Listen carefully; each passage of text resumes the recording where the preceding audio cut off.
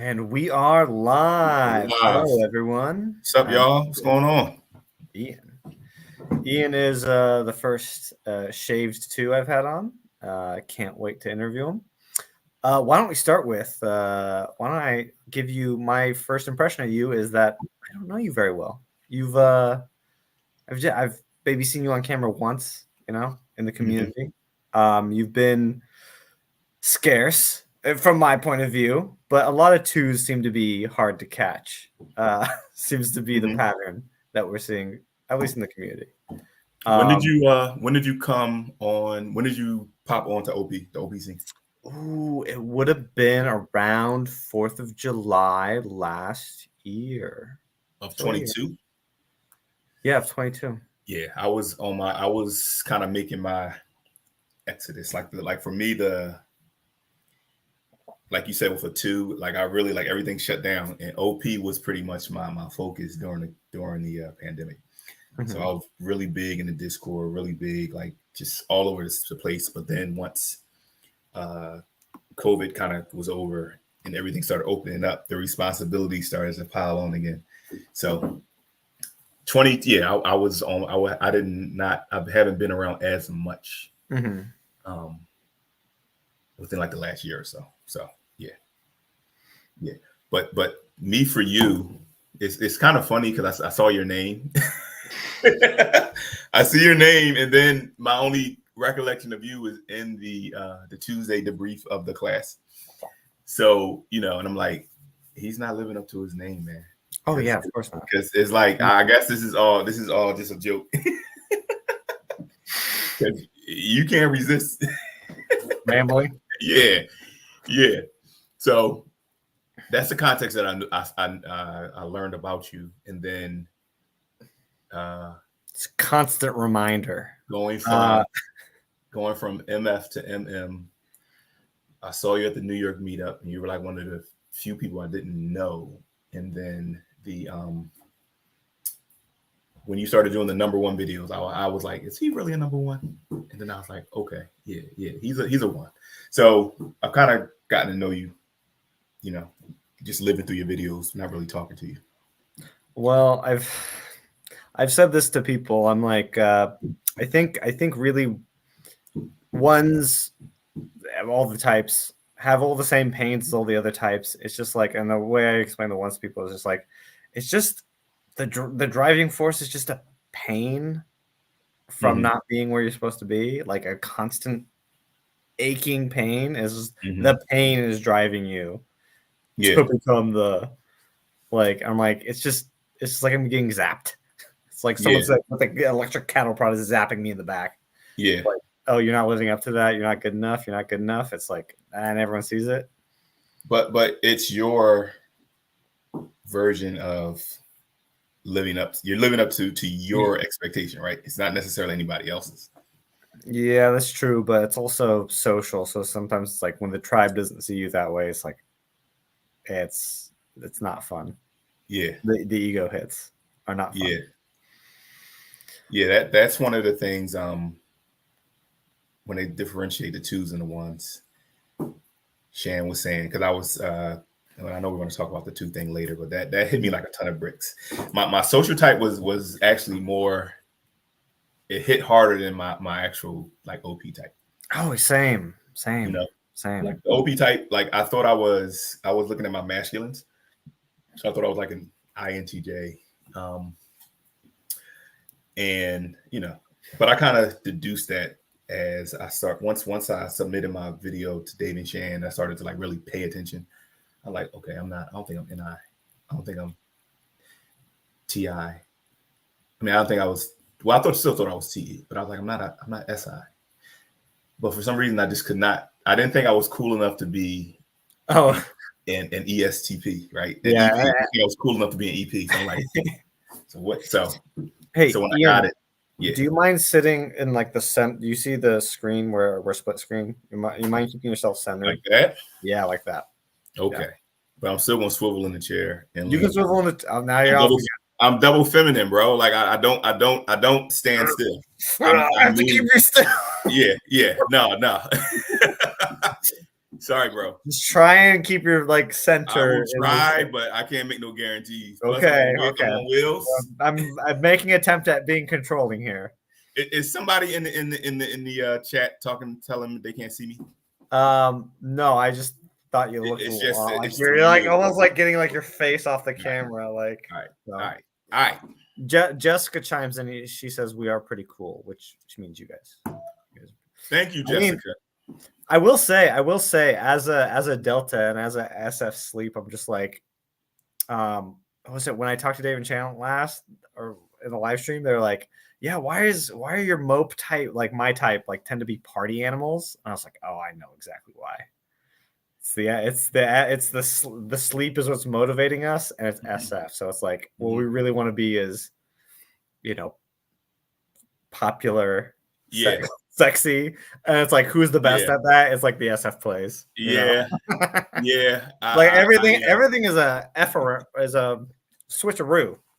There's a switcheroo. It's like, yeah. what are you the best at applying in reality? Oh, it's not what you care about. It's because your ego's your identity, your ego, your who you are isn't all tied up in it. It's not all narrowed in. Yeah, I love your NT play. Mhm.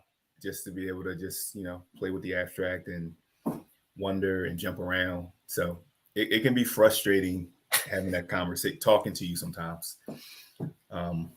Talking to my type. Talking to and you talking to any Delta. Just I don't think I've ever talked to. Well, I have a double masculine business partner, double masculine ESTJ. So we can talk about that later on down the line too. But no, it's cool. Like there's an admiration, definitely an admiration from my side as well with you guys. So feelings mutual, man. For some reason, I usually like talking to the betas. And we were just having this discussion that it seems like the deltas and the betas seem to get along, but the gammas and the alphas seem to not understand each other as well, because they're like, I see it as the gammas are really down to earth, like in that ST play that SF consume, like that's how they're interacting with reality. And then the alphas are like they're abstractly interacting with the outside world, and so they're like abstracted away from directly seeing reality. So it's like a spectrum. They're farther apart than we are, even though we're opposite functions. It seems kind of you could see that. It's like it's the NF extroverted versus ST. It's like the most grounded seeing reality, like seeing actual direct physical in front of me versus not seeing that. We're like SFNT is a different. It is like a different realm than the NF and the ST.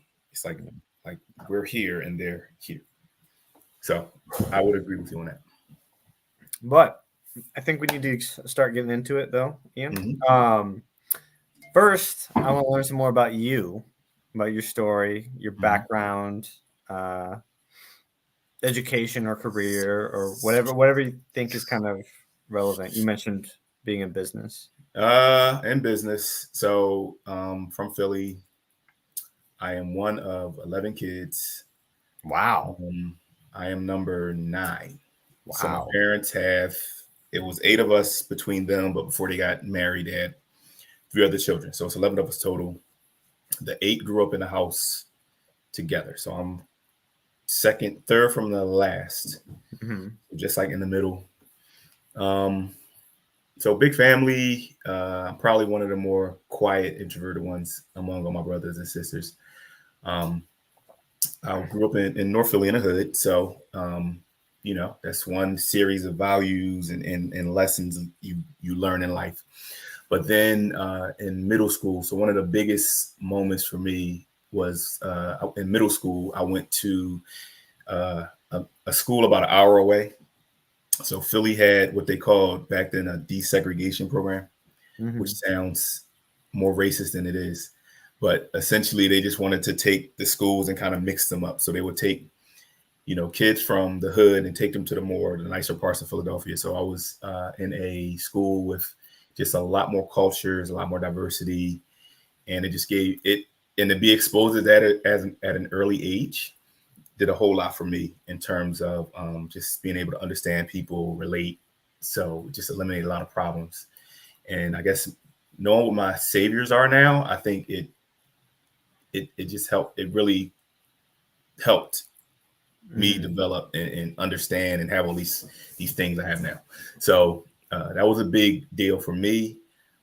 Going to high school from there, again, a big international high school, opened more doors. So where I started in elementary school to where I ended up in after high school, was really a pretty cool path.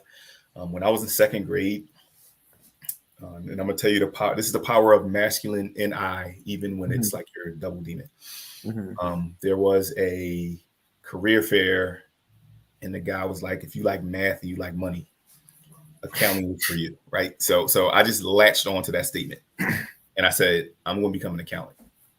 Right. I made that decision second grade, and I never reevaluated it again. I never like revisited it. It just was, I'm gonna do this. And being a skid, it wasn't like I was planning and knew what I had to do loosely, but it wasn't like I had it in place. It was like when the time came, things kind of like fell into place. So it's like, okay, you got to go to college, so you got to take your SATs. So take the SATs, boom, get a good SAT score. All right, you got to start applying to colleges. I didn't even think about going to college. It's like, in order to get to become an accountant, you got to go to college. So it's like, well, who's going to pay for college? Boom, here comes some scholarships and grants and stuff like that. So things just kind of fell into place. Got an internship at one of the big four accounting firms. And, it kind of laid this, everything was like laid out.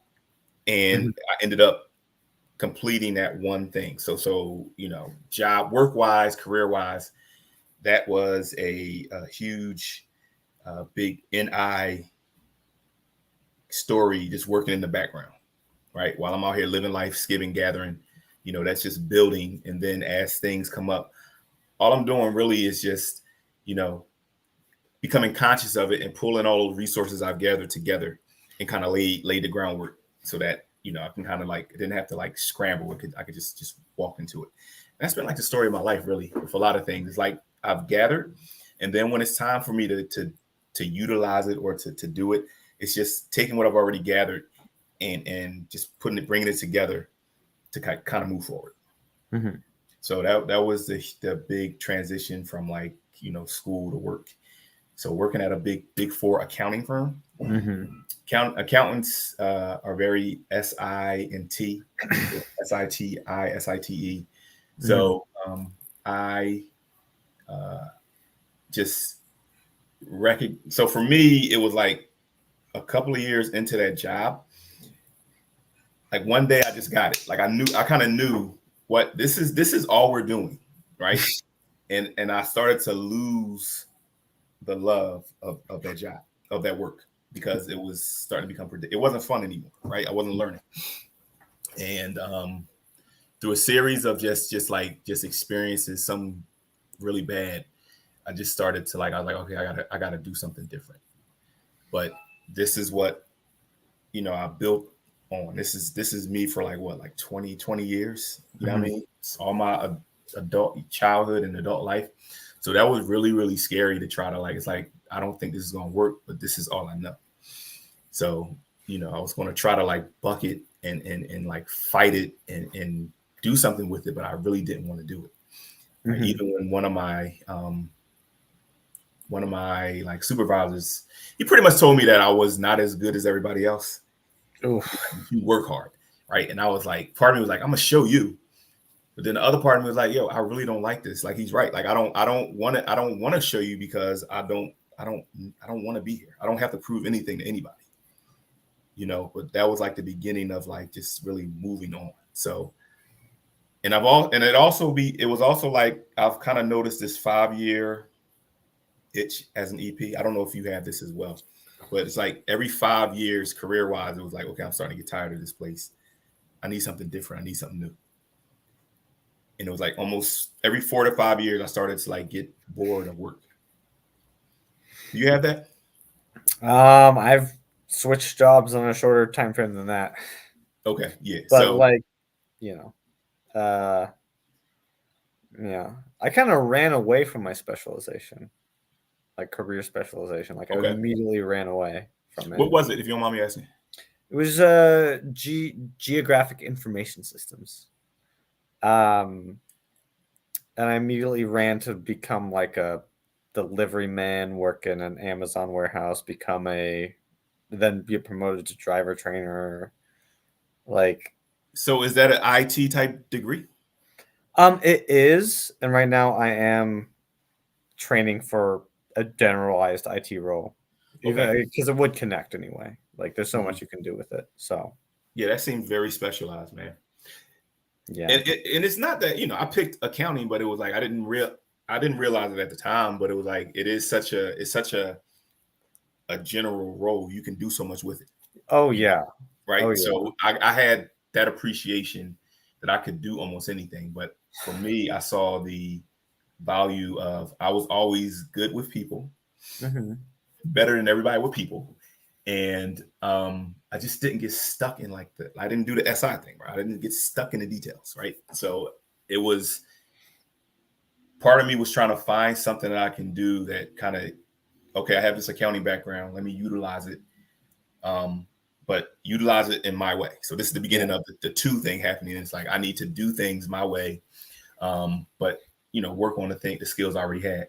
So left the first job, went to the second job, went to so the first job was like public accounting. So that I don't know if you're Mm-hmm. familiar with public accounting, but you go from client to client to client. You do the same thing, but you go to different clients. So that made it fun because it was every 5 to 6 weeks you're somewhere different. So I got to travel and all Mm-hmm. that. So I'm like, no, let me go to this big corporate company and sit there for 5 years in the same desk, doing the same thing. And it was like, this was terrible. But that's where I kind of had my first big breakup.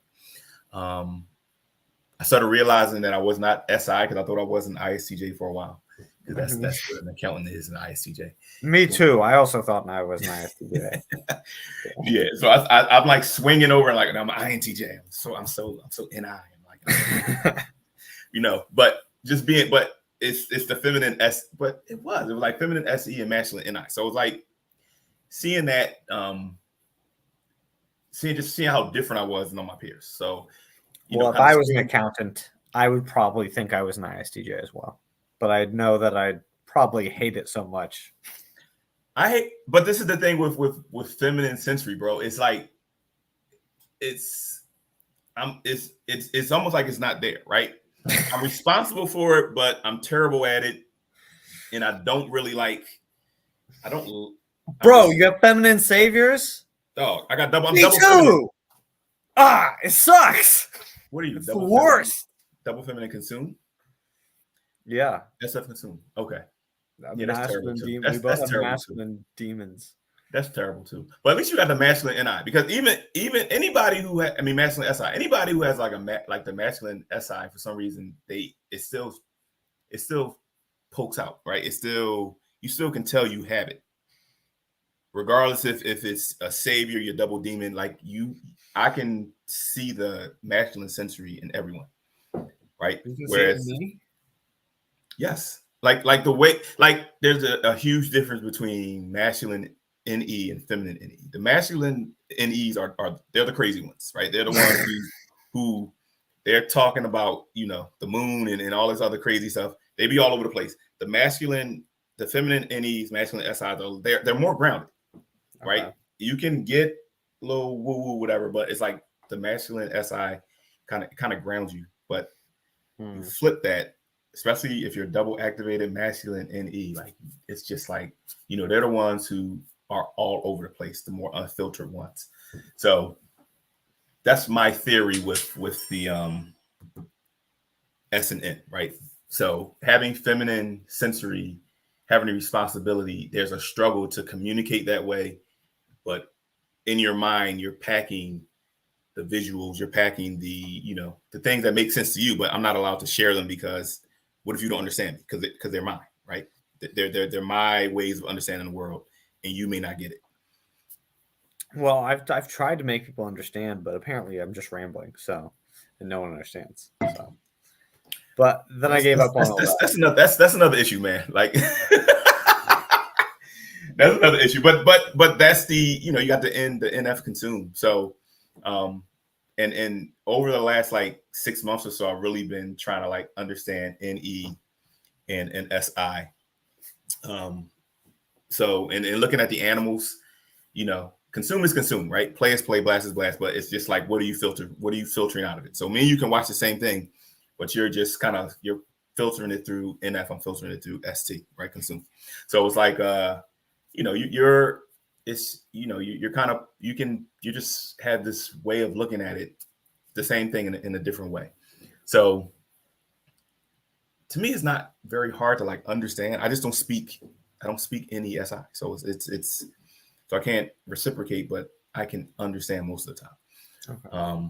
So it's we're not that different from each other. Like I don't know how many, because you went to that meetup in New York. Mm-hmm. Like, did you feel like you were like miles away from like a masculine ST person? A masculine ST? Did I feel like someone who has a masculine ST? You have the feminine NF. Did you feel like you were like? You feel like you were that? You can't talk to them. But I am masculine ST. I've been friends with people who are masculine lead ST, like, and talked to them as like a savior though. Yeah, like a savior state. Right? No, for you feeling like you're feminine. You're the feminine NF. What exactly are you asking? That I have trouble talking to a masculine ST? Yeah, I've enjoyed talking to masculine STs. Yeah, but it's this. It's a weird thing, man. Like I'm seeing like you ask, and this is why I like David Shan's approach, because if you ask a intuitive to describe intuition, they're going to give you this stuff that sounds so crazy and out of this world, right? Yeah. And if you ask a sensor what they're doing with sensing, they're going to give you this very like bland answer, right? And that's what people run away with. But it's like, when David Shan kind of say, intuition is this, sensing is this, it's like, yeah, we're kind of, it's like, that's the more, that language kind of evens us out. Because it's almost like the intuitives automatically feel like they're misunderstood by the sensors. And it's like, it's not necessarily that way. I just think it's perception. I mean, broken down to like singular words, just like guessing and proving, Right. I mean, so, because I have into any friends, they're just like, oh, I'm so misunderstood. And I'm like, I can hear what you're saying. I understand it. I don't speak it, but I can follow you. It's mean, apparently it's, I mean, NEFI, FI, feel misunderstood, blah, blah. But like, I started to realize I'm like, misunderstood, like, make yourself understood or get over it. Like, yeah. But it's not as if we're like completely missing each other. Maybe sometimes, right? Yeah. But if you get in a room with a bunch of people who've been typed, like I've been to a few meetups. Yeah. Everybody baseline, you can talk and you can have a good time and you understand each other. So it's just a lot of bias that gets kind of old. But I think for a lot of people, everybody's OP journey, where they are and understanding it, they're in different places. So it's kind of hard to have the expectation of everyone, because they're all kind of coming out of MBTI land and need to like kind of. Are you talking about like the prejudices? You call them prejudices, bias, whatever. Yeah, yeah. They're like, I blame this type for all the bad stuff in the world. This type's the type of my mom. Oh, I always don't get along with these types. Oh, I've always been fighting these types my whole life. Yeah. And then sometimes you see those people who say that and then they try to be that type. And one time Jana played me big time. Like I don't even remember posting this, but I posted this big rant about just hating FEs. I don't remember posting it, but Jana. Well, do you see like Jana pulled it up. I'm like, does everyone see how offensive these are? And Jana pulled it up one day, and I'm just like, wow. I was like, dang, But then it was like, wait a minute. If I don't resonate with the FE, even the way David Shands explains it a lot of ways, I don't necessarily. They're trying to understand it, but I don't resonate with how they're describing it. It's like, okay, well then I got to kind of define FE because I have the least amount of FE you can have in a savior. Yeah, It's you know, single activated, blah blah blah. So it's like, okay, so that means I have to start kind of describing what it is and share it with the tribe so that they kind of know it's not, you know, your grandma, it's not cookies, flour, and all the other stuff they try to describe it with. And it's not emotions either. Like I don't like that word. I think feelings and emotions are two different things. Prioritizing Values. Yeah. So those are better words because when you get into emotions, it just means it's such a sloppy word. You feel emotions around your demons, like you feel emotions around your saviors. You feel positive and negative emotion having to do with those, regardless of what function they are. Right.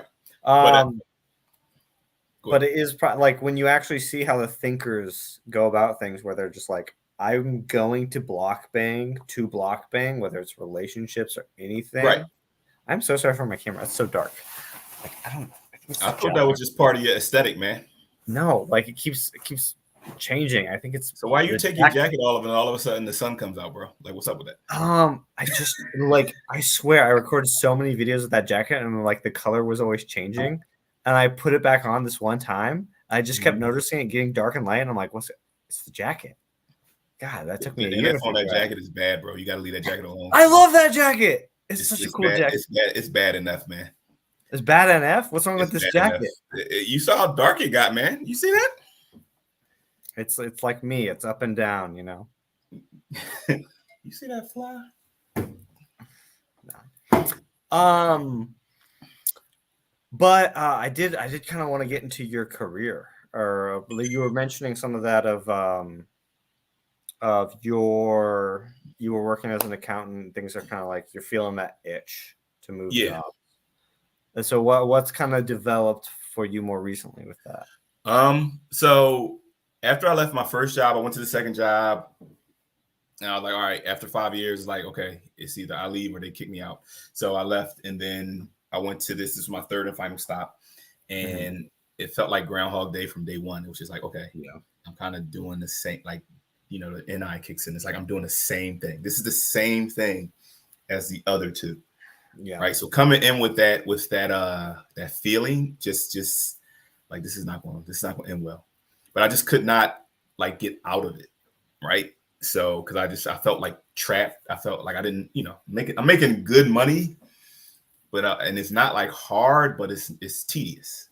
It's very stressful tracking all this SI, keeping track of all this stuff, not speaking the language of my superiors, and just feeling like I don't understand this stuff when I understand it, but it's just I just don't care about it. I don't have that deep understanding that SI does, so I don't care about that deeply.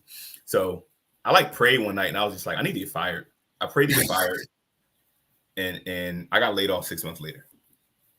And it was like, again, I kind of knew that I needed I needed to leave the job, but I didn't know what it was I wanted to do. Yeah. So when I got laid off, which was just a crazy story, just how all that worked out. It was like, I'm not getting another job. It's like, you know, I had money saved up. I could collect severance. Like they let me walk out of there as if it was like my decision, which was pretty cool. But it was like, I need to take this time to figure out what's next. So it was, but I said, I'm not working another job. Like resumes, all that other stuff. No. So the next couple of years, it was just like, you know, I became like a financial advisor, which was terrible. And, you know, just trying different things. It was for a while. I had a friend who had a cleaning business. So I was cleaning like laboratories. It was so much fun though. It was free. It was like, I'm like listening to a Walkman. I'm listening to my phone, listening to music, and I'm mopping floors. Like it felt so free, but I'm like, you know, I can't do this forever. But it just to be doing something different. But I was doing it on my own terms. Like, you know, it needed to be clean between 3 o'clock and the next morning. So if I got up 6 in the morning and did it before they walked in the door, was just as acceptable as me doing it at 3 o'clock. So, but that's part of being the number two for me. It's like, okay. And it did not pay. It did not pay bad either. But it was like, I get to do it when I want to. like on my own terms. I can fit my life around it as long as I get it done before this time. Mhm. Right. So that was the beginning of kind of like where I'm at today with the mindset I have. So that was the beginning of like freedom. I Mhm. remember having this conversation at my second stop where I was just like, listen, if I could work for like 4 hours, like I kind of knew my energy. I knew that the middle of the day, so let's say between 10 and 2, like I was just useless. Like I like trash. Like I'm like, I can't focus. I'm on my phone. I want to talk to people. So I'm like, if I come in first thing in the morning when I'm like, right, as soon as I get up, right, till I hit that wall, let me go on a 4-hour lunch break and come back from 2 to 6 because I start focusing again. Like at like Mhm. 3, 4 o'clock, all of a sudden I'm laser focused. But then it's time to go. And I'm like, I'm not sitting here. I got other stuff to do. So I tried that where it's like, can I come in and work, you know, 4 hours on, 4 hours off, 4 hours back on? And of course they were like, absolutely not. We need you here when the client is here, blah, blah, blah, blah, blah. Yeah. So, so that's like, that was another thing where it was like, I started seeing like these things are like getting in the way of me really doing what I wanted to do. And it was affecting my performance. I was like really getting like sad, but it was more like health problems I was getting, like anxiety. I started to develop like this twitch. It was crazy, man. Oh, bro, you got a Twitch too? Yeah, Shit, man. I'm dealing And, with and, that, and, man. and then I looked up WebMD, and of course, Demon NI, everything's like cancer or some type of like crazy disease when it was just anxiety. But it's like, Were I, you? I'm freaking out thinking No, I'm about to die. I've been. So, Hey, I've been dealing with that from my last crash was like mhm, it went away and then it started becoming status hits and just like flashbacks. Even the stuff that mhm, I was doing right, like mhm. so hard on yourself, so Yeah. hard on yourself. You know? So for me, it was not being just hard on myself. It was just I was just not able to do me. Like having just getting the job done. I wasn't able to do the job well or just get out of it. Like I just wanted to get out of it, and Yeah. it was just no escape. You know what I mean? So it wasn't. I think that's more the ego thing for you, like being hard on yourself. Even yes. I It's think like it was more of that. That was you never. feel like It's just you feel a yeah, shock. yeah. It just Well, was. for you, you're saying like the restriction. It For was the me, it restriction, seems to be the social stuff. Even right? though I'm like an observer and I can see that I'm an observer, I'm like, they didn't respect me, or the NF Right, was they didn't like me, and I messed right. that up, and blah blah. It's like it feels decidery, but I can get through it in like a week or two, Yeah, you know, or a yeah, week, or yeah. if I write it out or blast it out, much quicker actually. Yeah, yeah. But for you, you felt trapped. I was just never able to get the job done Well, man, effectively or satisfactory for me. It was for my satisfaction. It wasn't theirs. well, Like, what you're saying reminds me of the last job I was at, where the first 4 to 5 months, it was like a lot of SI, mhm, and I'd literally every break I'd have, just head down, eyes closed, naps. I mhm, had to, but eventually it got automated in my head, mhm, and I was able to no longer needed naps. Was able to go on walks, but it took like a few months of like I don't want to call it monkey naps. It was like my body had to like fall asleep whenever I had a chance at work right, because it was like it was too against my any brain mhm, conflicting with it. So that's how you felt. Like you said you wanted those big naps in there. I'm like that might be more conductive to the human species or like certain types and all that stuff. Like it yeah, makes sense. Yeah. yes. It was just like I guess, and even if I look at it like in the morning, if I kind of cycle down, like being play consumed sleep blast, I do have this like just this valley in the middle of the day where it's just like I'm just like yeah, I'm starting up here, and then I just kind of hit this like lull, but then I kind of come back up out of it towards the end of the day, So weird. right? So, So weird. It's like um, a circadian and rhythm thing. so I have more control over that now. I went back to once I left that job and I was doing different things. Um, I went back to the guy I worked with when I was in college, and he's where I'm at now. Like where I'm at now, he was like ready to retire, so he's ready to like slow down. Mm-hmm. And I had told him, I said, yo, I told him, and this is the thing with masculine SI. It's like, ugh. I was like, bro, I don't want to be behind it. I told him I don't want to be behind a desk. Mm-hmm. Meaning 9 to 5, Monday through Friday. I don't want to be sitting there. Like I don't mind sitting and working for 4 months straight. That means I can have the rest of the year off.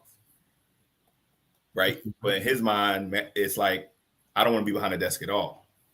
Mm-hmm. And maybe me being last. So partially my fault too, I guess. But anyway, it's like, if he would have understood what I was saying earlier, I would have been where I am today quicker. But I ended up going back to work with and now I'm a partner there. Like I'm a part owner of the company, but I went back right before the pandemic and started working with him. And I'm, so I'm pretty much where I wanted to be. I have an accounting skill, but I'm doing it my way.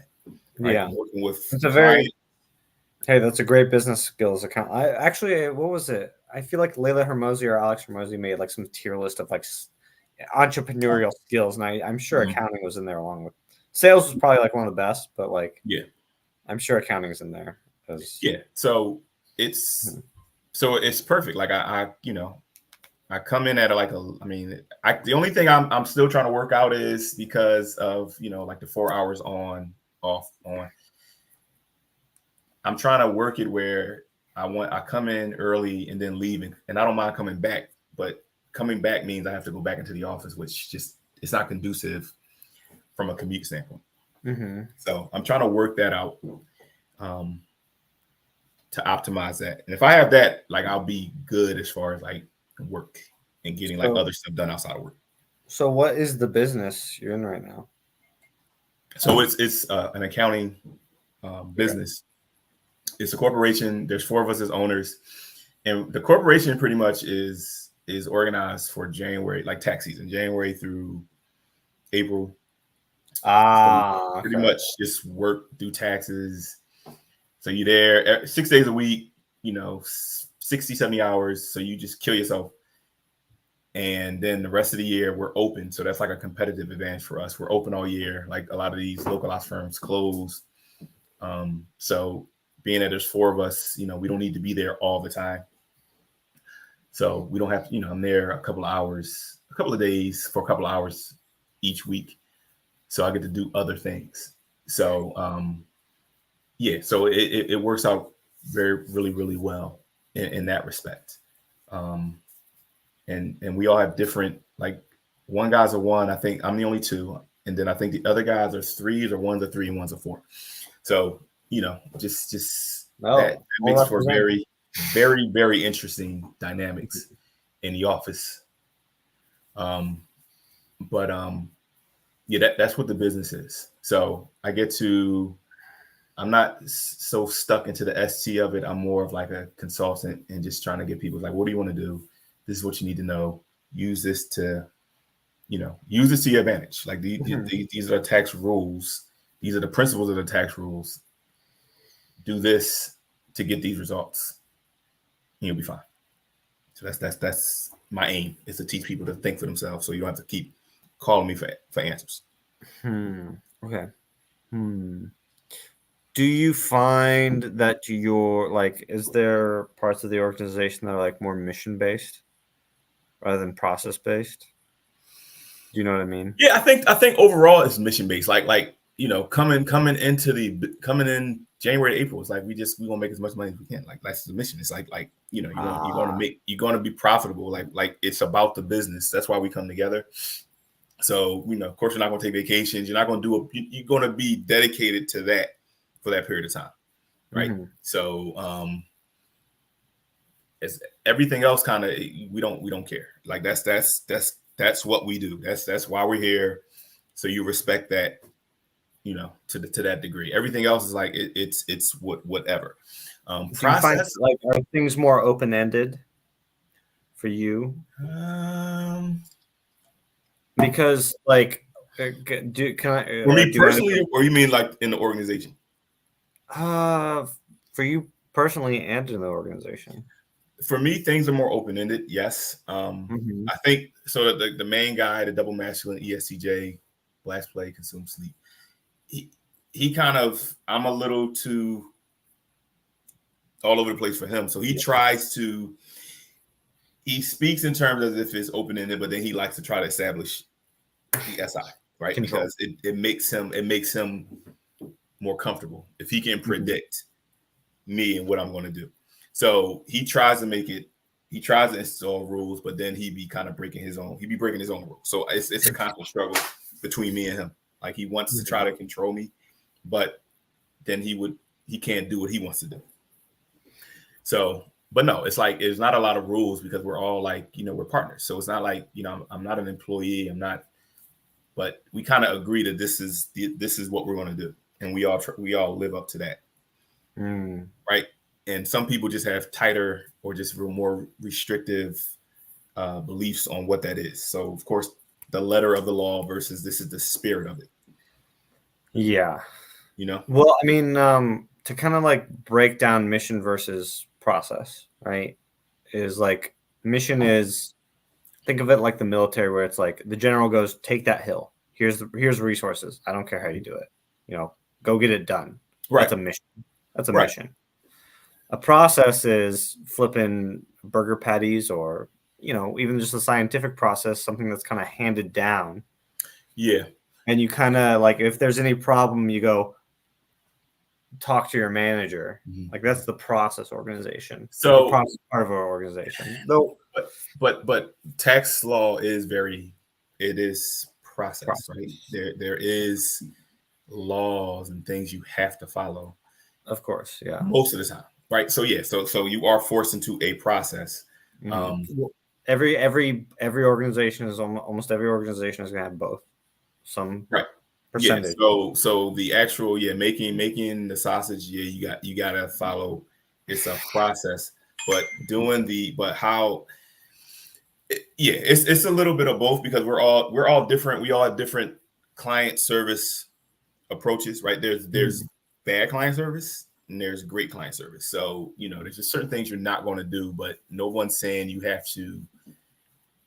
That you're expected to do XYZ when it comes to the clients. It's just, listen, you're just trying to get the best result. So you should have some flexibility. You should know your clients. You shouldn't be treating them all the same way anyway. You should, being able to treat people, because that's really the product, right? The tax return is like, you got the software, you put the information in the software, you got to learn how to read and interpret the results, right? And telling the client, this is what you say this is what you're trying to get, this is what you want, but this is what the law says. So that piece of it is very processed, but a lot of it's already like kind of determined. So you just try to operate within that, right? But we don't have a lot of just rules in terms of, because they're my clients, right? And I'm a professional, and yes, I have enough. Do you go out and seek these clients, or do they come to you? Like, we have a lot of people like come to us because the company's like over 40 years old. It's been sitting. We're very established in the area because you got like the bigger shops like a H&R Block and a Jackson Hewitt, like all of them.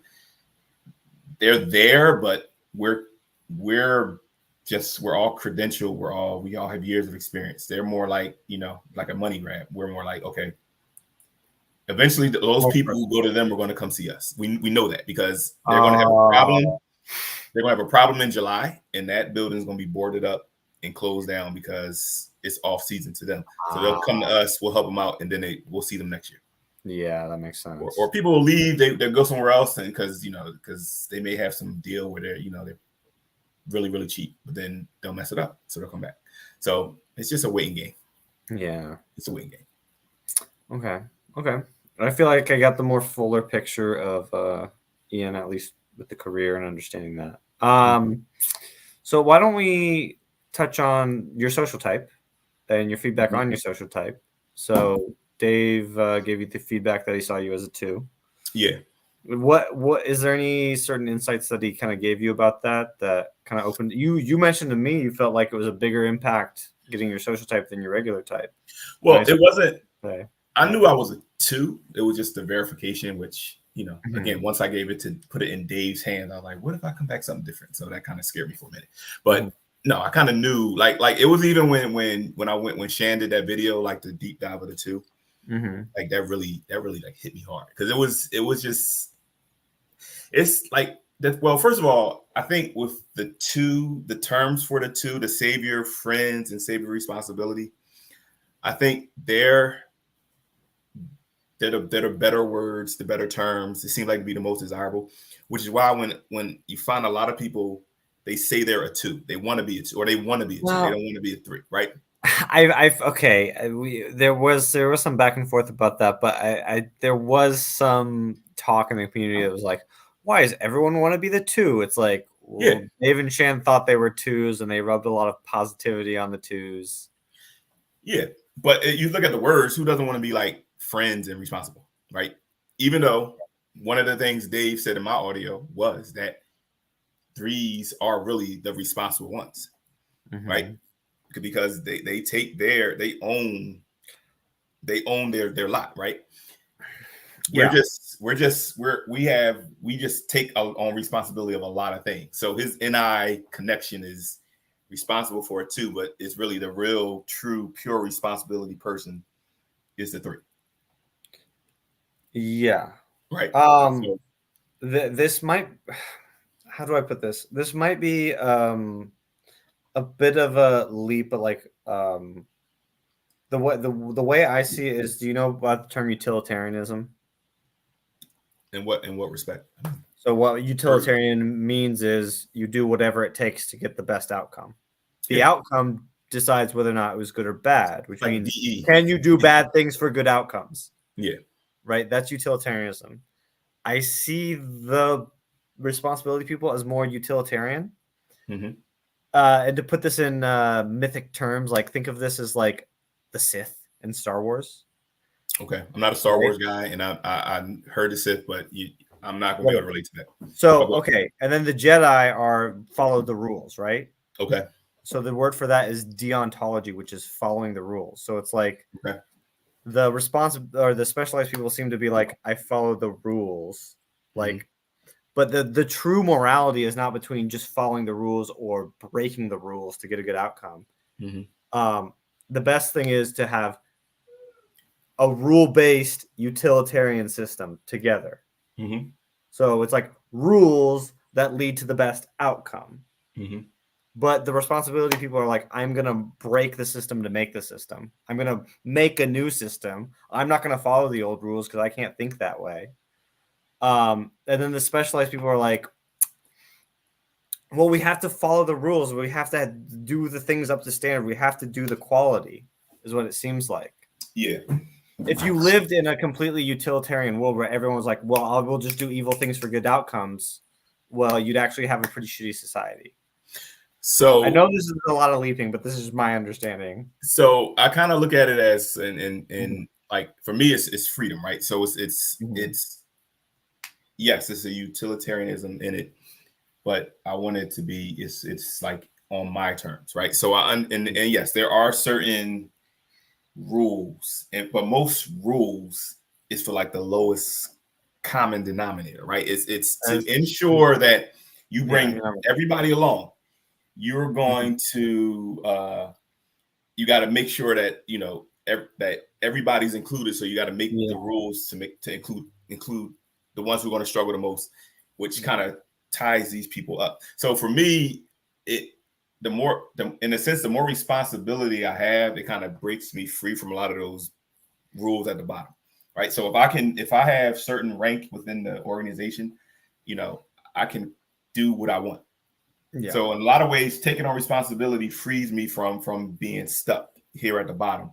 So yeah, you can have the rules, but in a sense, I want to fly above certain rules, but I'm gonna get things done. I'm not gonna be a disruptor to the sense that it messes up the company or messes up the goal. It's just that I want to do things my way. Like that's at the end of the day, it is. I want the freedom to do things my way and get the job done. Right. So yeah, in the sense I'm saying the same thing, but I kind of see what you're saying. Like I understand it, but it's just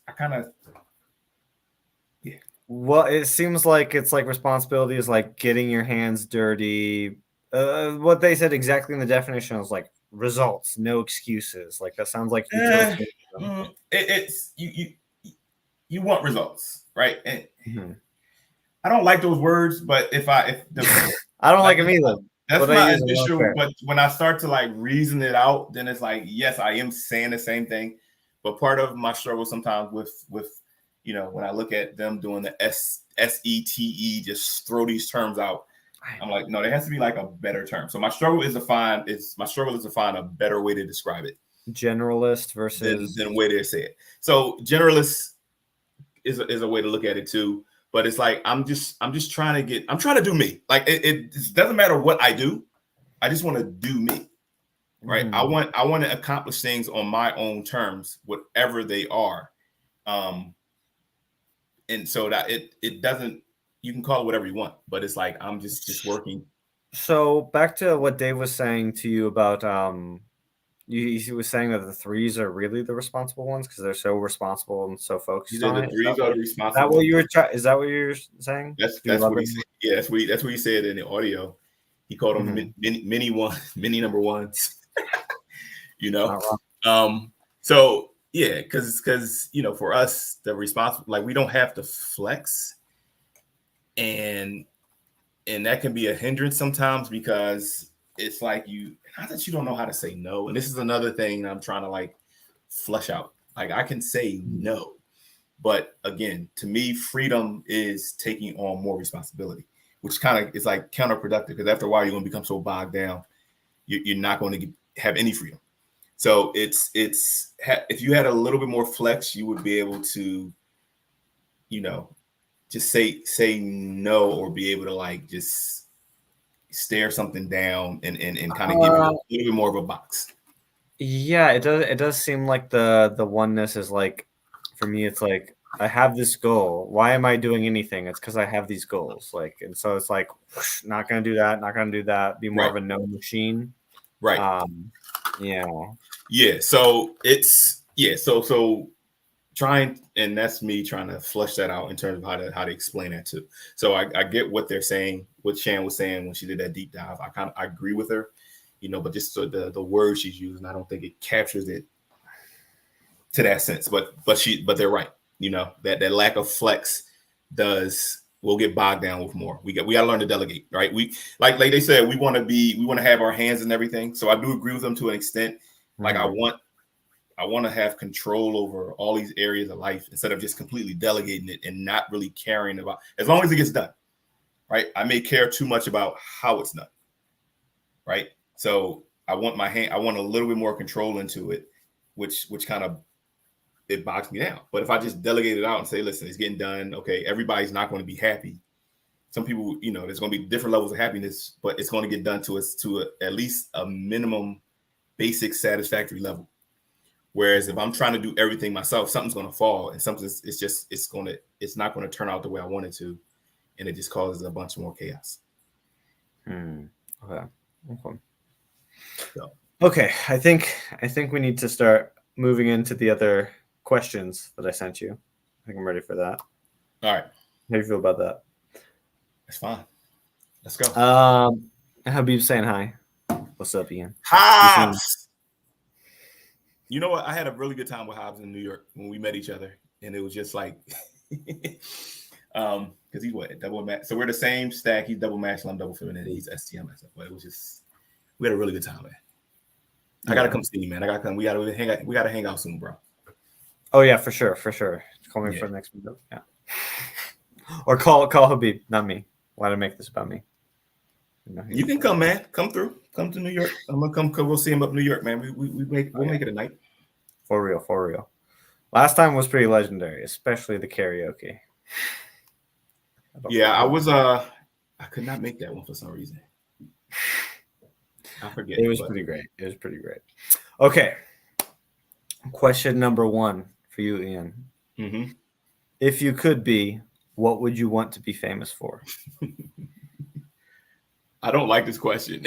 I do not like this question, bro. That's what I want to know, dude. Oh my goodness! I was like, this is such a number one question. It's such an ego question. I know, right? And it's I really have. I just want to be. If I'm going to be known for anything, I want to make an impact, right? Which is so right. I'm responsible for the sensory, so it's like I don't like that answer either. So it's like, but it's like I just want to if I want to influence people to think about things differently, to have a better outlook on life, to make some kind of clarity. So I want to be known for making an impact on individuals, not this person can say, you know what, I talked to Ian, I learned something, I'm gonna be all right. But I don't need it to be like my name on a freaking banner somewhere. I don't need that. That's not me at all. What? The name on the banner? Right. No. You're speaking a different language. I don't understand what you're talking about. Listen, but if that comes zero empathy. If that comes with whatever I do, it's cool. Like that's cool. But it's not about that. It does. That does seem to be, that does seem to be what the twos are saying. Is like, it's not about that. If it comes along and it gives me more responsibility and more friends, I guess I'll do it. I even hate when I play in sports or something like that. It's like being save your friends is like, I don't want to demolish you and embarrass you and beat you to a pulp, right? I don't want you to feel that way. I'm like, I want to beat you. I still want to win. Like I got some flex in me, but I don't want to embarrass you and just make you just demoralize you. Like it's such a weird. Can I contrast with that? Go ahead, man. Go ahead. So I didn't do like a combat sport, but I did cross country running and track. And one thing I'd like to do when I was running, it was 3 miles, right near the end, I'd save up and I'd see like 5 guys ahead of me, and I go, ah! And I'd sprint and I'd scream, and just to break all their spirits. Yeah. See, I probably laugh at you I'm like, what is this dude doing? And I probably lose because I'm like, yo, who is this guy over here? So if that's a strategy to get everything. And they'd all break, just one after the other. Why is he sprinting so fast at the end? We just ran 3 miles. Yeah.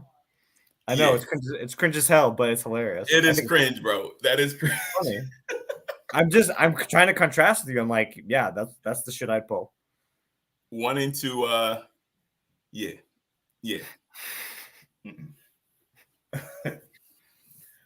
No, I don't have those feelings, man. I mean, but sometimes I can, if a person, like, it's kind of understood we're in a competition. Mm-hmm. So it's like it's like I understand, there has to be a winner, there has to be a loser. But if a person does start talking trash, it can set my demon flex off. Where it's like, I'm going to show you I can beat you, just to shut you up, right? But it's not just coming out every time. It's kind of there are trigger points. There are trigger points, right? Yeah. But if I lose, it's not the most demoralizing thing in the world. It's like, all right. But sometimes it does. I do get mad if I lose. So it comes out. But yes, I'm not in it for the glory. I'm just in it. It's competition, man. It's part of being responsibility and friends is working along with people. So even if we're enemies on the court, we still, at the end of the day, it's all good, right? We'll be laughing about this later. You know what I mean? And that's part of the competition process is being able to have that camaraderie at the end, because it's just a game. Leave it all on the court. Nah. Oh. Well, I do hear what you're saying. You're saying like, yeah, it's about the teamwork. It's about the teamwork. Right. Yeah. Whereas, yeah. I really got nothing more to say about that. Yeah. Okay. And you still didn't answer what you would want to be famous for. I did answer, man. I told you, just making an impact. That's my answer. I really can't. I can't get any more specific than that, because that could be across so many different areas. Like Yeah. Okay. Sorry, it's not satisfying to your ego, to the ego. Oh, but I'm sorry. I'm bow down. I'm sorry. Yeah. I was wrong. Yeah. Okay. Question number 2. What is your career goal, and what would you do after you achieve that goal? I kind of got it already. Like I'm someplace I enjoy what I do, You Mm-hmm. know, I would like to get out of some of the more like the actual like ST work and be a little bit more of like consulting. Like I want to get out of the actual prep and just be able to advise, because I do that, advise and consult. So that way I'm not crunching numbers all winter. But that was my goal, and I've taken and I've achieved that. So now it's just doing different things with it. But right now I'm cool where I'm at. Like I'm okay where I'm at, and I don't see myself kind of moving from this space, because there's just so many benefits of being in this space that it's always going to be useful, and I can, turn it up if I need to. I can back off when I want to. So um yeah, that's I'm kind of I think I've achieved it already. Okay. Okay.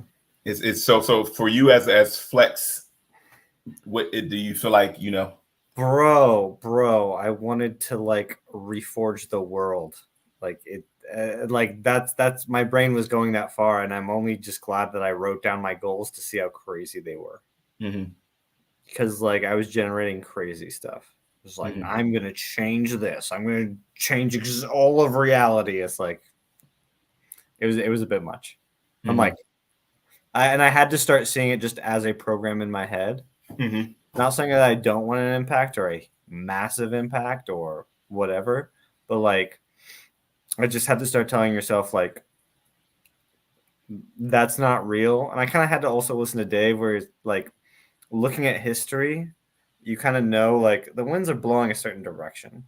The amount the amount that you have control over that is not that much, but you can go with the wind, you can move it a little bit where he's taking that more slower approach and I'm like, mm-hmm, okay, like that is a more livable, reliable, um, something that won't destroy me if I follow that path. Like, mm-hmm, and that's probably actually going to work more than like what he's saying is TED Talks.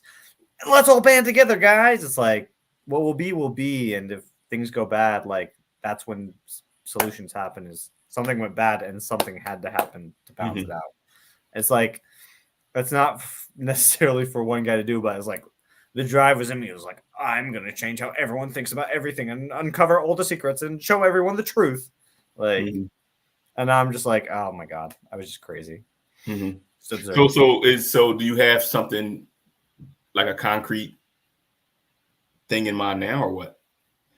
Because Um, you started it out one path, and now you're kind of like in an in between. well, right now it's setting down the fake worldviews Okay. and setting down all the worldviews that I had. Mm-hmm.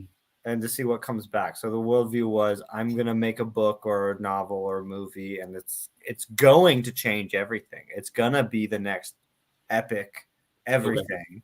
Like it was that much, and like thinking it would have so much effect, and you're like, well, or will it be, would it have just been another book on the shelf? Mm-hmm. Like, and that my expectations were so high that if I had blasted out with the expectations I had, the delusional expectations I had, it would have hurt me because of the expectations. Mm-hmm. Like expecting so much, wanting to be the next Tolkien or George Lucas or all this stuff, Mm-hmm. and also not living up to that because I'm not allowing myself to do the ST that Mm-hmm. is required to do that. You're just living in the storytelling world of the NF. Yeah.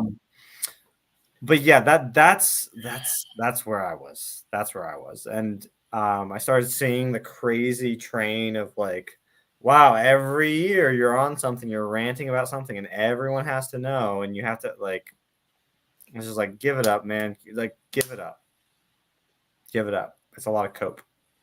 What like actually do the ST work, Mm-hmm. get the skills. Your NF will be better when you actually do the ST. You know. Yeah.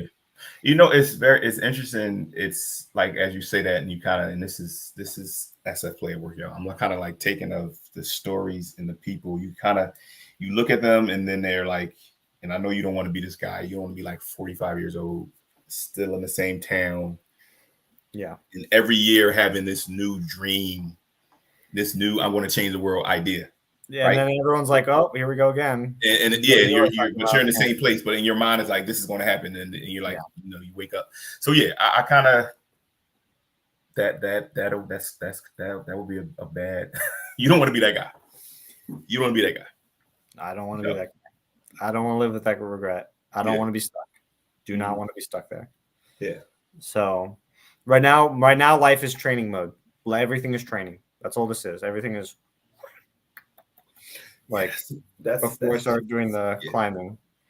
That's the benefit of of OP that I think people need to recognize. It's like it's like, yeah, you have these saviors, but these saviors, if you just calm do them down, right, you're gonna end up in a world of trouble. So it's like you just got to know that's the benefit. It's telling you. That's why they're saying David Shannon is so dark, and it's like you kind of need this. People need to they kind of need to hear this.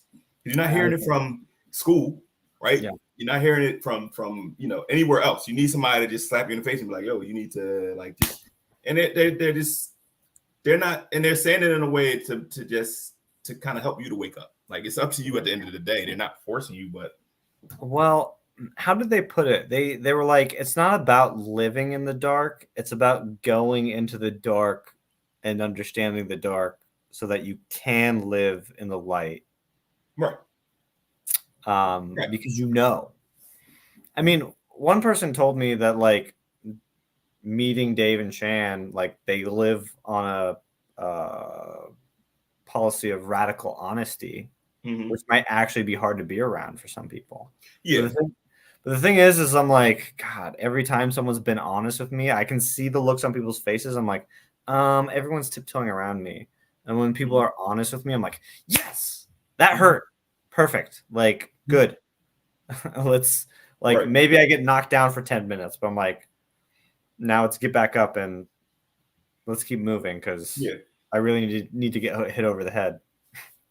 No, so that's good, man. It's good. It's good you're seeing that too, and just just a lot of people in this community who we're all kind of moving through it together. Yeah. So just like somebody can learn from you, from what you're doing, they can kind of like somebody could take that one energy and kind of apply it to themselves for like a better outcome. So it's cool. Well, the thing is like the one generates the grandiosity.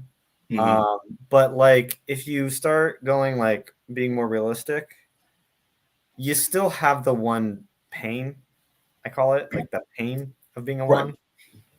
That's still gonna drive you to do stuff. Like you still have the drive. Right. You can have the drive and start to get rid of the delusions. Dave and Shane mentioned that in the last live stream too, where they said like there are bad ones and good ones, and the good ones are like post ego death. And yeah, I don't know where I'm. I know I'm crazy. That's where I am at. But we all are. So it's like if you accept that, and then you kind of look at it as you don't have all the answers, and you can look to this person. I can learn from you.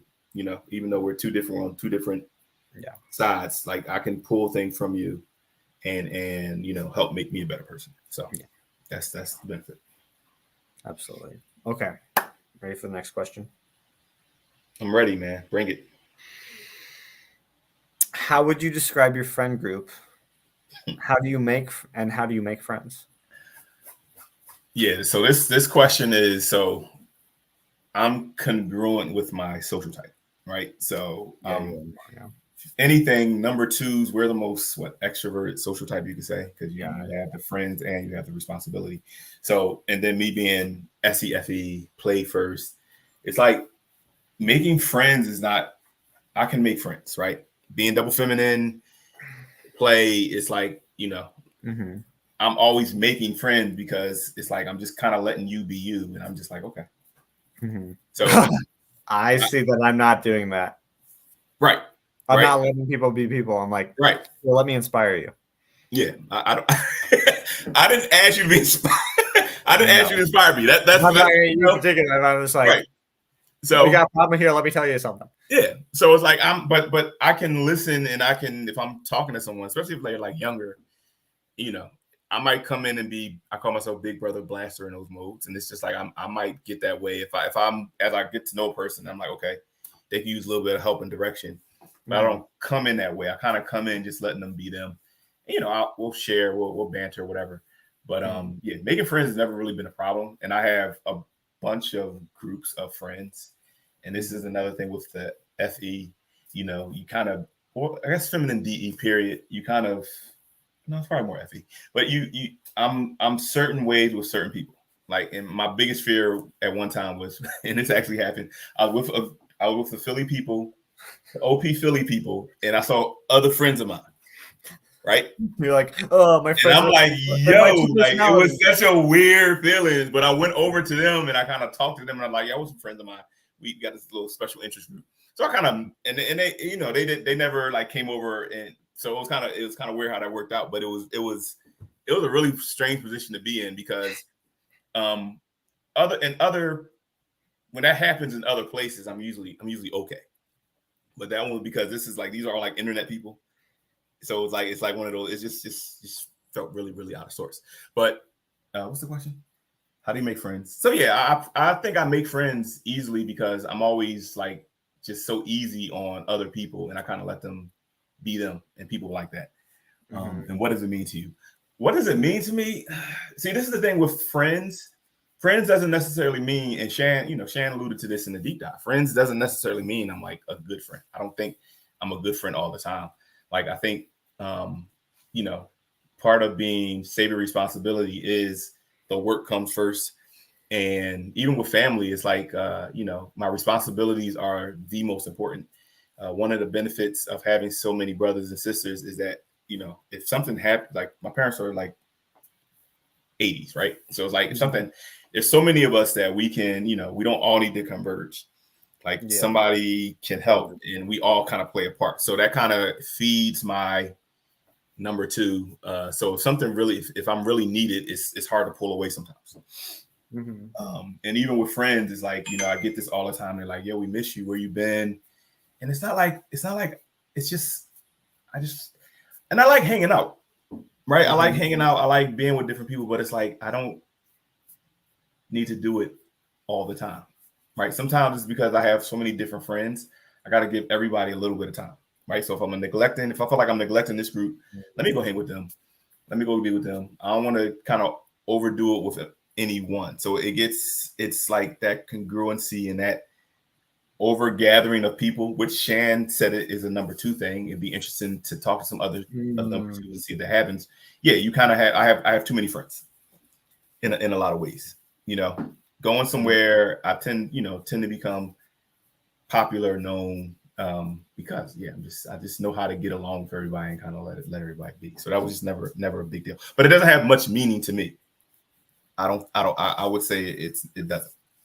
Dave kind of mentioned that with like he alluded to Freud, and who cares what Freud says? But Freud was the founder of psychology. Is like the demon energy. He was like for the ones, like the friends energy is like super focused, and I've seen that for myself.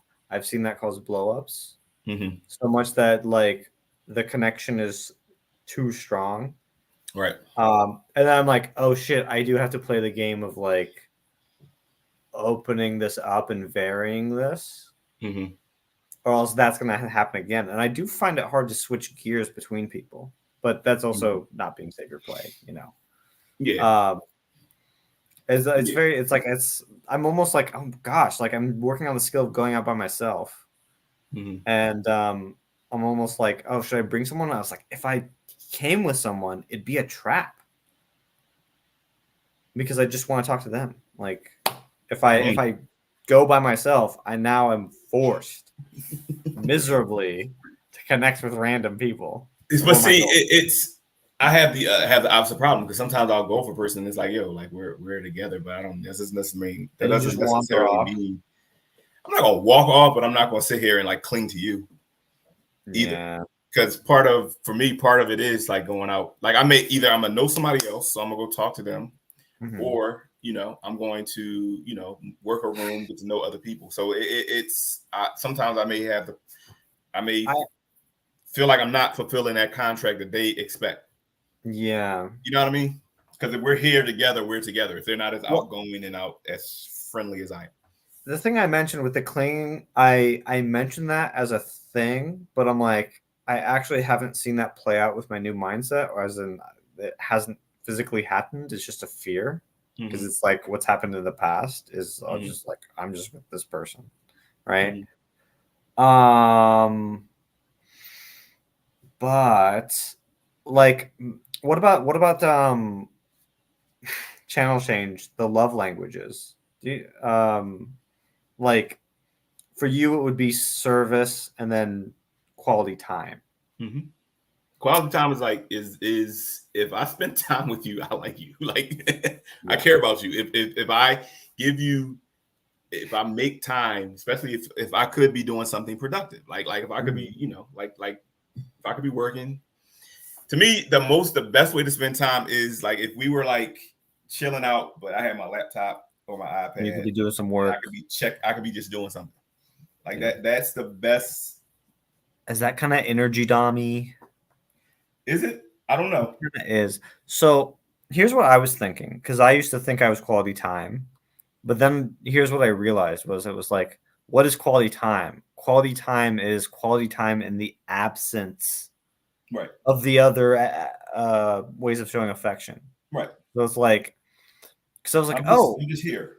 us going out and doing something that has to do with my goals, that is quality time. Mm-mm, It's like, oh, that's not mm-mm. quality time. Quality time is us just hanging out. No, that's sitting down watching the Real Housewives of somewhere, some Yeah. place I don't care about because that's what they like to do. But I would be And like, well, we time have to watch something that will inspire me with my goals or get the gears right. moving, blah, blah, That's blah. not quality time. Like Yeah, but so if I it's give all that it, up, it's so weird because it'd be like I'd be like, yeah, I want to like it feel like I'd have to give people reasons why I was talking to them, why I was hanging out with them. I'd have to tell. It still feels like like my automatic brain goes, um, we're hanging out. I will listen. I will help you because of my goals. I will help you because it's like, why don't I just say I help you because I like you? It's like it's so bizarre. And I'm like, shit, I actually do like this person. Why am I making excuses that I mhm, have to help them because of my goals? Like, yeah, it's so weird. Like a it's programming. well, I say my worst, the thing I hate the most is watching the movie with people. I hate going to the movies. I hate going to the movies because it's first of all, most movies are just horrible, but it's just like Yeah. I can't do anything else. Like we can't talk. So, and you shouldn't be looking at your phone. So it's like, but just to sit here and watch this movie, which is probably gonna be terrible, and not, it's the biggest waste of time. But so many people like to do it. So it's like, you kind of do it just to, be part of the tribe, whatever. But See, it's like, I'd usually only get excited when I was like some new storytelling device or some new art style that was like innovative to art. Is like that's the only time I'd be like, we have to go. It's a big deal. But it's just like every random thing coming out, I just don't go. yeah, I don't want to go. yeah. So it's yeah. So if I'm doing what you want to do, it's because I really like you. I really care about you, and I want to make you happy. So otherwise, I'm gonna try to incorporate what I want to do into what you want to do. So it's like it feels like it was worth my time, right? So that's such a bad friends. It sounds such a bad way to be friends, bad way to be fe. But it's like fe doesn't mean friends like that, and that's another thing. I don't know what damage has been done with the congruency talk. I think it was kind of introduced too early because I don't really think the social types actually sunk or sunk in versus how do they differ from the functions. And everybody's confused because they don't Yeah. understand, you know, what's DE versus what's friends and Yeah. all that other stuff. Yeah. So it's like, you get all these people who are Yeah. they're just confused because they everything's the same and it's like, no, it's not the same. The social types are like an overlay of the functions. And if you just happen to have the two that, you kind of everything's kind of working in the same direction. So me being a two and being savior play, everything's kind of working together. I don't have as much of a it's just as much, it's not as much confusion or conflict. That's all it means. Well, you'd so like, are you saying like when Dave's saying like the flexors are like infos and the friends are like energy dummy, and it Yeah, like it seems to be like a macro overlay on your type, like a macro right. drive. Yeah, Yeah, like you're yeah, being called to be this other type, right. But for but them, you're I not think congruent. they Yeah. were ascribing certain things to like this, like DI. They were saying the DIs are the kiss my ring, and all DIs are not like that. So that was that they had that they used I to talk like know. that back in the day, Yeah, but now yeah, they've kind of seen it. yeah. It's more of a social type. It's a social type thing. It's versus it being just DI, right? Right. Otherwise, it's confusing when you have somebody who's clearly tribe oriented, but then they have that same kiss my ring type. It doesn't make sense. What Yeah. does that mean? Or we've seen quite a few IPs who are fours around in the Right, community, and they're right, I find them very interesting. It's like you're right. DI and you're nicer than a lot of DEs. About a lot of DEs, exactly. So it's kind of teasing that and just playing around with it to understand. But I think that I think advanced social types would have been the congruency conversation. Let's just like they did with OP. Let's learn these things and just lay it, just put it out there and let people kind of get it first before we introduce this more advanced concept and kind of bring the two together. Because now everybody's confused, and nobody understands anything. Yeah.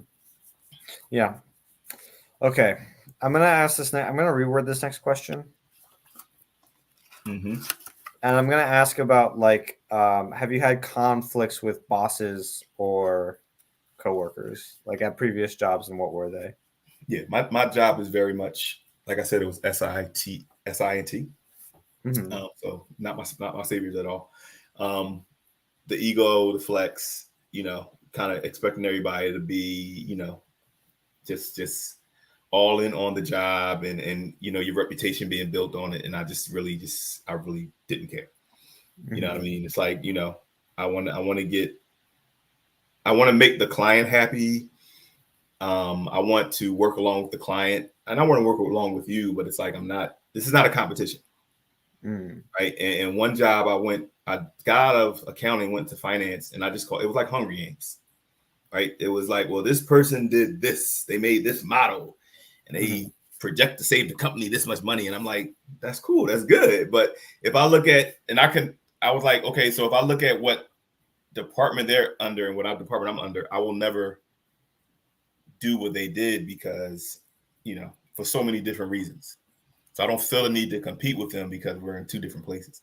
So, I kind of keep myself at a lower level. So that kind of hurt my evaluations. It hurt my reputation because I just didn't want to play that game. You're not going to like squeeze the blood out of me. And then, when I run out of ideas, throw me to the curb. Like I'm not, you're not doing that to me either. Right. So, I had a lot of conflicts in the more traditional, like the traditional job space and in the finance space. But now where I'm at now, I think I'm the only one who is Save Your Friends. So, there's a lot of competition and we work together. Everything's cool, but it just when it gets, sometimes some people are just like the one guy, he's a double masculine ESTJ and he's been around long. He is great because he's number one and he does everything for everybody. Like nobody asked you to go buy water for the whole year, like but you did it. So now we don't have to worry about water. Like cool. But I'm not gonna sit here and tell you you're the greatest person in the world for it. I didn't ask you to do it. I could have bought water. We could have bought a case a week, right? So that's a bad thing about OP too. Is like once you know it, you have the responsibility to act on your knowledge. So instead of me, him. I have to compliment him. I have to say, bro, I really appreciate that. Thanks for this. Thanks for this water. Thanks. You're so great. So, but in some ways he is a lifesaver because he feels the need to do that. And just watching him, how, he's supposed to retire and he would burn himself out by like mid-February, by like early February, he'd be burned out. He'd be yelling at people. And it's like, bro, you need to like let us do more. So he's started to learn to let us do more. He's happier. Right. So he's learning to not he doesn't have OP, but he's learning to not put so much of his worth and value into like all of the accolades and doing so much, because it's like it's not going to give you. We're not here to praise you. Like, we're here to work. You know what I mean? So your value needs to be found. You need to find value in other places. There's only so much I'm gonna give to you, man. I only say thanks so many times, and you're the greatest so many times for me. Like, after a while, for me, it's like, I understand. Like, I really appreciate you. So we have conflicts, just being just very different types. Like, he's a Delta, I'm a Beta. And it's just very different outlooks on things. But when we outside of those points, everything, we get along pretty fine. It's pretty cool. Gotcha. Interesting. Cool. Yeah.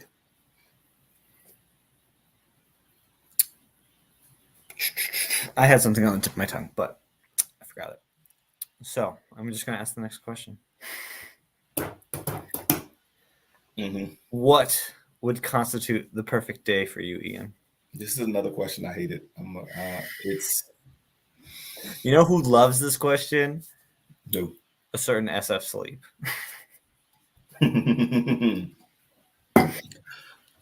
Yeah. No, not this SF play. So I had to think about it, and it's like, because this is very right? It's like, and I even had to write it down because I don't remember what it was. But it's essentially, it's like time for me in the morning, right? And then in the middle of the day, some time to work. And then at the end of the day is some time for just with other people, right? So I want some me time in the morning. I want to be able to do some work, and I want to be able to spend some time with some people. What that is, it whatever, it doesn't matter. It's, if I can check those 3 boxes, it's a good day. It's a perfect day, and that's pretty much all I have to say about it. I would say vacations are really hard. Like, I don't like laying out on a beach. Like, I can lay on a beach for like 3-4 hours, and then it's like, okay, I'm done. Like, this is okay, I'm done. I need to move. I'm just low bored, and sightseeing and tours. And this is the bad thing with SF play, because it's like, I've gathered, and you start seeing a pattern, and it's like, okay, this is your version of the same thing I've seen everywhere else. So it's like, it doesn't impress me, because it's kind of like categorized already. So it's not, there's not too many, and yeah, you do find some cool things here or there, but I just, it's not too much that I'm like thrilled by. What was it? Like, I had a similar mentality where I was like, I can't move anywhere around here or anywhere in America. Oh, it's too boring, you know? And I had to be like, no, you have to accept that you will move somewhere boring. And that's fine. You can't have an immovable there. Yeah. Now, I'm probably jumping over, but like, for you say everything gets boring, everything seems the same. It just seems the same. Like, it's cool. Like, you get there and it's like, oh, okay, I'm in a new place. But then it's like, then you just start looking around. It's like, oh, it's the same thing. It's the same thing, but I'm just it's different sensory, but it's the same categories. So what makes a day good? It is the people. It's really the people that I'm with. Like, the people will make something really exciting. So we could be somewhere. If I'm in this, and I was just talking to a friend, because it's like, if I'm somewhere where I don't have a cell phone, if I can't get access to my other stuff, I have no choice but to be with you. So if I'm on an island somewhere and I don't have good reception, like, take your phone, throw it. I'm gonna have a great time. Now let's have some quality time, Ian. Right. I'm gonna have a great time. Oh, sorry. That's when you really have a good time, because I have no choice. It sounds so bad, but I have no choice but to like be present, right? I can't escape. But if they're the right people, if it's the right mix at the right place, I won't need my phone. I'm not going to want to be on my phone. Yeah. So all that matters. All that matters. Yeah. Okay. Cool answer. Cool. Next question. For what in life do you feel most grateful? Okay. So this one, again, kind of like very high level, but I feel my parents, like, they gave me a great start, right? Spiritually, outlook, but then my, just teaching me how to be somebody in life, how to contribute to society, be a man, stand up, to work hard, all those good things, right? Just a very, very solid foundation that has just paid off, right? So, they did the best that they could coming from the education and the places that they came, but and just giving me the opportunities, working hard, giving me the opportunities. So I'm grateful for that because, it's just helped me to like really get just a good foundation, and I can take that. So, I'm forever grateful to them for that. Mm. It's not an ego answer. That's not an ego answer either. I know. It's good. It's good. I'm grateful for my parents too. I'm sure. All the same stuff. In addition to what else? Suffering, growth. Me. Everything that happens to me, which means that one day it will be the best. More lashes. I know, it's terrible. I hate it. Okay. Mm-hmm. Ian, next question. What is the greatest accomplishment of your life? This seems like the number one question, man. It's like it's another one where I'm just like, I'm gonna have to reorganize these again. Let's take one and reorganize. I don't think I have a great, I don't have a great accomplishment, man. It's just been a series of, I feel like in a lot of ways, a series of just moves like at the right time, or just things coming together at the right time to kind of connect and just kind of keep me moving forward. You know what I mean? As a fellow OE, I do feel like it is funny when I think about like wherever I'm at, like even with a YouTube channel, I'm like, oh, just opportunity popped up. Like I didn't plan this. Mm-hmm. The times where like it doesn't feel like I planned this. It's just like I just saw an opportunity and I grabbed it and just spiraled out of control. Right.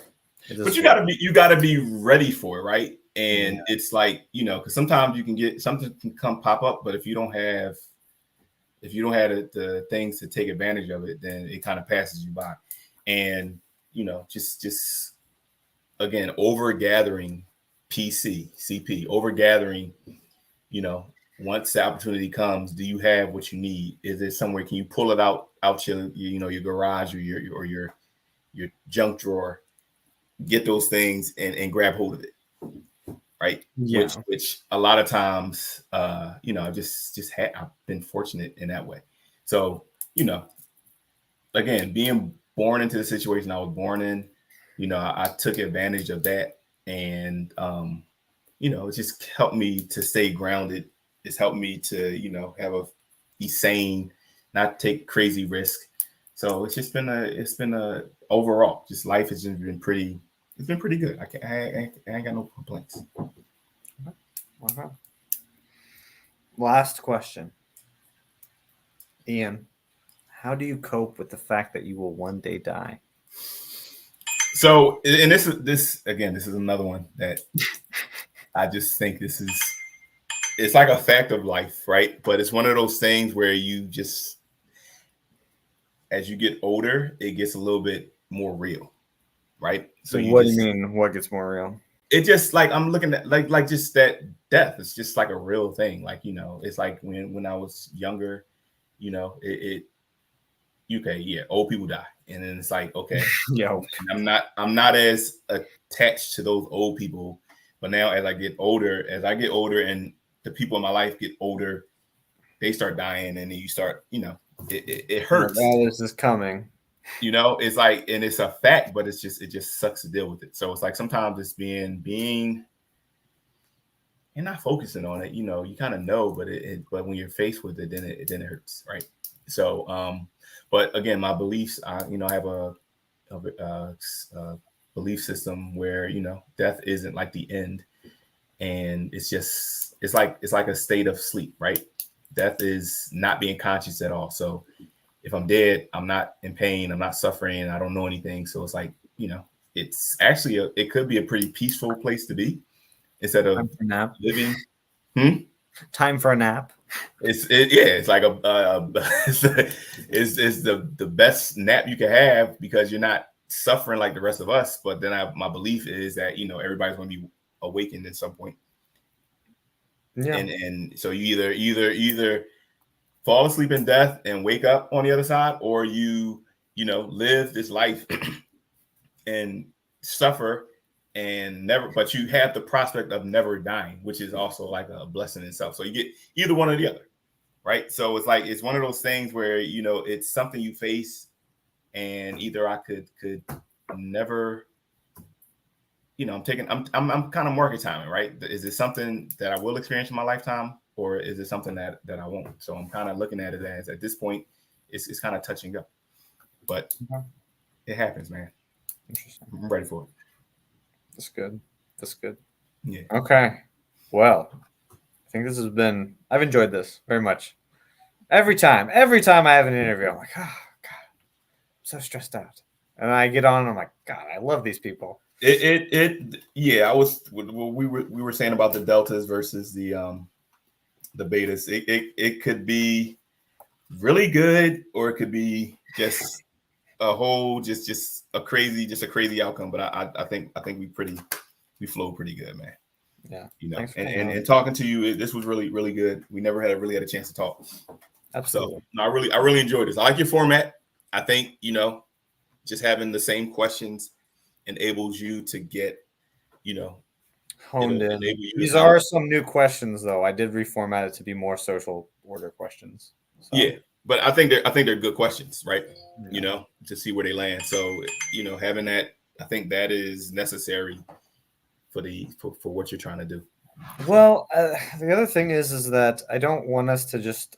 I've seen a lot. There's a lot of interviews where it's a lot of type talk, and I want us to actually get to know the person, how they're thinking, rather than. Right. Oh, so you're SF play. So let's just talk about SF play, and you're SF or ST consume. Let's talk about ST consume. What's that? It's like. Yeah, and those are the best ones. There's a place for that. You can get a person to start talking, and you never have to talk about type. Like it just leaks out, right? If you can get a good conversation, that stuff leaks out. If you get the person talking about what they want to talk about, exactly that, exactly right. That. So that I think you got a good thing going, man. So.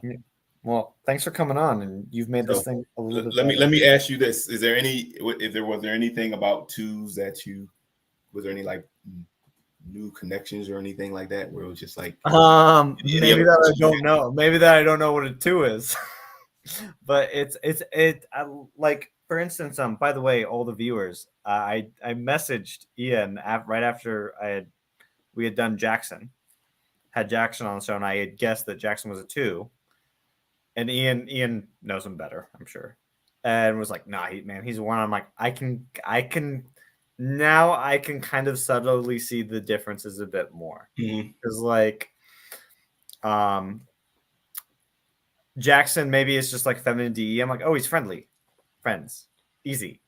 Whereas now it's like, I'm listening to David Chandler, like, ones make the goals, the goals, and stick to the goals, or like stuff like that. I'm like, there is more of a distinction here. Like, and it's not, they all comes with positives and negatives. I was just talking to David Jacobson on the Facebook group about this, because friendly does not mean friends, right? Feminine DE is you know what I mean? I'm friendly, but it doesn't mean I want to be your friend. I'll be nice and cordial and all that stuff, but it doesn't necessarily mean I want to connect with you. It's like you're either ego, like yourself, or it's others. I'm going to either set myself apart or elevate myself, or I'm going to try to be on the same level with you. Well, you know what else? Yeah.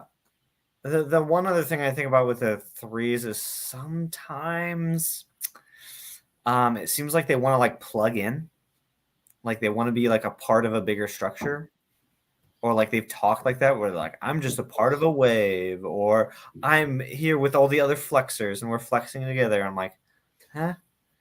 So, and they say that they're like the more, so plug in a sense of, it's like they want to tap into other people to kind of take them with them, because they are the opposite of the twos, and in a sense they're the most introverted social type. Right, because Dave and Shan have said that they're the most introverted because they got flex and they got specialization. So yeah, they're gonna rely on the other types, especially the ones, the twos to kind of like kind of bring them along, Yeah. right? To pull them along because we're the opposite in that sense of being totally extrovert. So yeah, Well, I can see that.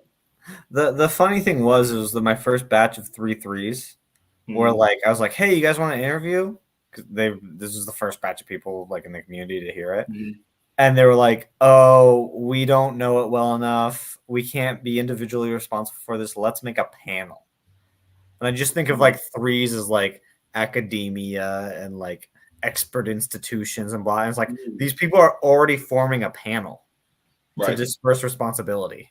Right. I was like, whereas I was like, that was foreign to me because I'm like, honestly, it seems like ones want to get on whatever interview. Like I've wanted that. I want so and so to interview me, and it should be a big interview, and blah blah blah. And I want the spotlight. It's like they didn't want the spotlight. Like the 3s are like, no, I want to be in the back. I want to be really good at what I'm doing, but I want to be in the dark. I want to be in a hole. Like very interesting. Yeah, very different. Yeah, and I think that's going to be like you can talk about it in theory, but it's just like put people in a room and just that's what social types are, right? Put them in a room and just see what happens. Otherwise, you're not going to like all this. It's just theory. Oh, I'm abstracting it too much. Yeah, I probably am. No, I'm not saying you because you are doing something. You're actually putting it. But if you don't like, even when it comes to typing, it's like you got to go out and type people. Like Dave and Shan can give you the theory, but you got to go out and interact and kind of come up with the conclusions on your own. Like they got the patterns, but you got to kind of make it make sense in your own mind. And I think that's what you're doing. Like you're at least I'm playing it out. I'm playing it out, right? And then you're going to see patterns, and hopefully other people will watch you. And you're kind of like you're like the social hierarchy, Benjamin or Kendrick, right? You know what I mean? You're out here talking to people about the social types, and you're crafting an interview. Oh yeah, and you want that stuff to kind of pop out. So if a person wants to, and it might even be helpful for them to come to you and give this video to Dave and Shan. So if they're trying to figure out your social type, it's like all right, let me go to Henry, have this conversation with him, give it to Dave and Shan. Yeah. Right. Because and then yes, it's more than just words. A person could say the right things, try to say the right things, but that stuff, but it kind of, you can tell if a person's like genuine in a lot of ways, but if you can get them in a conversation, all that kind of melts away and the real person is going to come out anyway. And it's just going to be certain, like, again, it's all NF, it's ST and NF. So it's going to be a vibe that they're going to be given or not given, where you can kind of, you're going to know. Yeah. Okay. Well, I think we need to wrap up, but loved having you on, Ian. Yeah. Loved everyone who showed up. A lot of people showed up as we went on. Great seeing you all. Hope you guys have a good night. And, all right, y'all. See you next time. Fulfills.